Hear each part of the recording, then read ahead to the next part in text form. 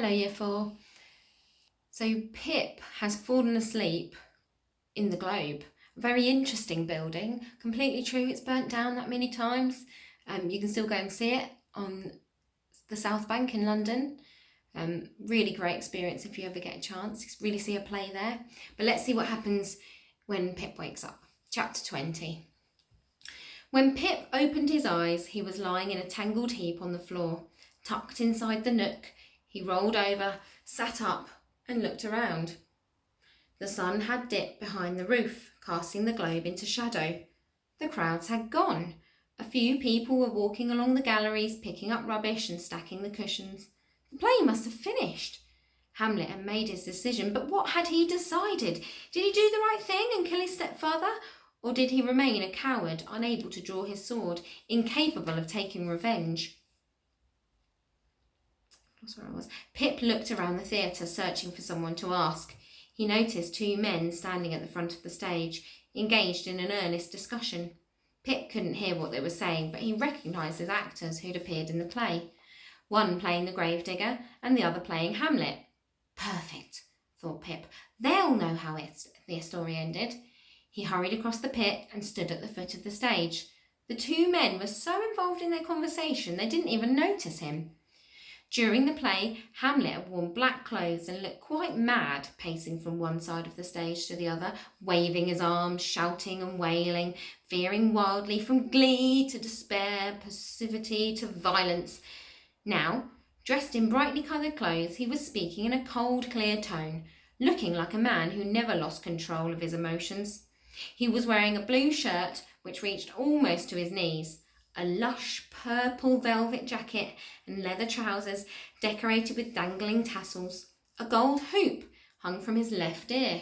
His long face, high forehead and neatly trimmed beard made him look extremely distinguished.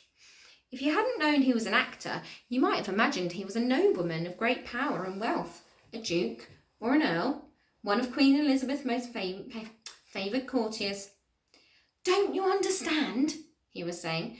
"When they throw things at you or shout at you or interrupt your lines, they're just testing you because you're new. They want to see how strong you are. If you allow yourself to be upset, then you've done exactly what they want." I know, said the man who had played the gravedigger. Close up, he looked even uglier than he had during the play. "I promise it won't happen again." "That's what you said last time and the time before." Hamlet shook his head and sighed. "Have I made a mistake? What's that supposed to mean? I had clowns queuing round the block for this job. I chose you because I thought you could bring the globe to life." "I can," said the gravedigger, "and I will." "Maybe you should take a few days off." No, I don't need a holiday. I want to work." "Everyone needs a holiday," said Hamlet. "Take the wife and kids somewhere nice." "I'm not married." "Even better, go on your own. Head to Highgate for a couple of nights. The views are fantastic at this time of year. While you're gone, we'll give a chance to one of those other clowns." "I want to keep working," said the gravedigger. "This is my life. This is what I want to do. I'm an actor. I have to work. Trust me, I don't need a holiday." Hamlet didn't reply. He just sighed, crossed his arms and stared at the gravedigger, trying to reach a decision. Pip took advantage of the silence to interrupt. He put his hands on the edge of the stage and called up to Hamlet. "Did you kill him?"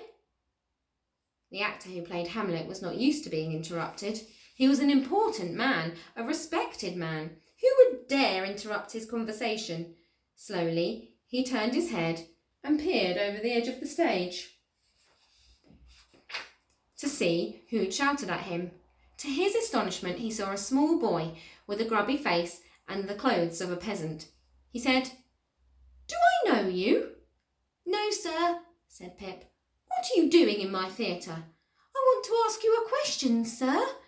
"If you want a job, you've come to the wrong place." "I don't want a job, sir." For the second time, Pip said, "Did you kill him?" "As far as I know, young man, I have never killed anyone." "In the play, sir, in the play. Did you kill the king?" "Oh, I see. The play's the thing, is it? Well, if you want to know the answer to that particular question, you better come back in a fortnight. Why? Because that's the next time we'll be performing The Tragedy of Hamlet, Prince of Denmark, a new play by William Shakespeare, the greatest poet that the world has ever seen. Only a penny for the best show in town, twopence for the gallery, threepence for the gallery with cushions. Same time, same place, 2 weeks from now. See you then, my young friend. I can't come back in 2 weeks, said Pip. I don't even live in London. Then you'll never know what happened, said Hamlet. He smiled without warmth or humour, then turned his attention back to his employee. Very well, Robert. You can keep your job, but this is your last chance. You have 2 more weeks. If things aren't better when we next perform Hamlet, then you're out on your ear. And please, Robert, if that happens, please don't say I didn't warn you. I'll be better, said the gravedigger. I promise. I hope so, said Hamlet. For your own sake. Right, I have to go. I have 1,001 things to do. He turned his back, and without even glancing at Pip, walked briskly away. The gravedigger put his hands on his hips and sighed as if all the sorrows of the world were pressing down on his shoulders. Pip gestured at Hamlet, who was walking through a door at the back of the stage, and whispered, What's he so upset about? The gravedigger waited until the door had safely swung shut and said, Don't worry about him. All bark and no bite. He just likes to take himself a bit too seriously, that's all. Who is he? His name's Burbage. He owns this theatre. Part owns it, I should say, with his brother. There are 2 of them, Cuthbert and Richard. Which one was that? Richard Burbage, said Pip, trying out the name on his tongue. And he's an actor. Yes, he acted in the play you've just been watching, if you were watching. I was, said Pip, but I didn't see the end. Please, sir, could you please tell me what happened at the end? Did Hamlet kill the king? Rather than answering Pip's question, the gravedigger leant forward and asked one of his own. I want your honest opinion, he said, and I mean honest. Can you do that? Yes, sir. Whatever you do, please don't flatter me. Don't tell me what you think I want to hear. I prefer the truth, even if it hurts so. What did you think? Of what? The play. Did you like it? I liked it very much, said Pip. But what happened at the end? Did he kill him? Answer me honestly, said the gravedigger. Did you really like it? Yes, sir. You promise? Yes, sir, really, I think it was probably the best thing I've ever seen. Excellent, the gravedigger smiled. And was there anything you enjoyed particularly about my performance, for instance? Were you struck by anything particular in the way I interpreted the part? I liked all your stuff with the skull. That was so funny. And the singing. At the memory of it, Pip started laughing. I think it was the funniest thing I've ever seen in my life.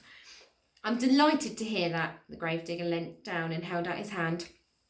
My name is Richard Armin, and you are? Pip, sir. Pip. Interesting name. My name is Philip Stone, sir, but everyone calls me Pip. When I was learning to speak, sir, I couldn't pronounce Philip. I used to call myself Pip, and it stuck. An excellent justification for an excellent name, said Robert Armin. It's a pleasure to meet you, Pip. And you, Mr. Armin, sir. Call me Robert. They shook hands. Thank you so much for your kind words, said Robert. You don't know what it means to hear from a real fan. Sometimes we actors have the sense that our performances are simply thrown into the void. The words are taken away as soon as they're spoken and just disappear, as if we're whistling on the wind. Robert hauled himself to his feet. Well, Pip, it's been very nice to meet you. We're doing the Merchant of Venice tomorrow. Have you seen it? No, sir, said Pip. Let me tell you, it's a wonderful show, full of good jokes. My Lancelot gobbo has, if you may say, I may say so myself, been a triumph. Come back if you can, only a penny, the best bargain in town. Goodbye, Pip, and good luck, and thank you again for your kind words. With a broad smile, Robert bowed his head, turned and walked away. Pip pulled himself onto the stage and hurried after Robert Armin. Sir, please, sir, will you help me?" "I don't know if I can," said Robert, stopping just before he reached the doorway. "Which way is the bear garden?" "Just round the corner," said Robert. "Is that where you're going?" "Yes, sir." "Then I'll take you there myself." Oh, looks like Pip's found someone, a friend. Robert Armin, how exciting. Let's see what's up next. Bye, Year 4.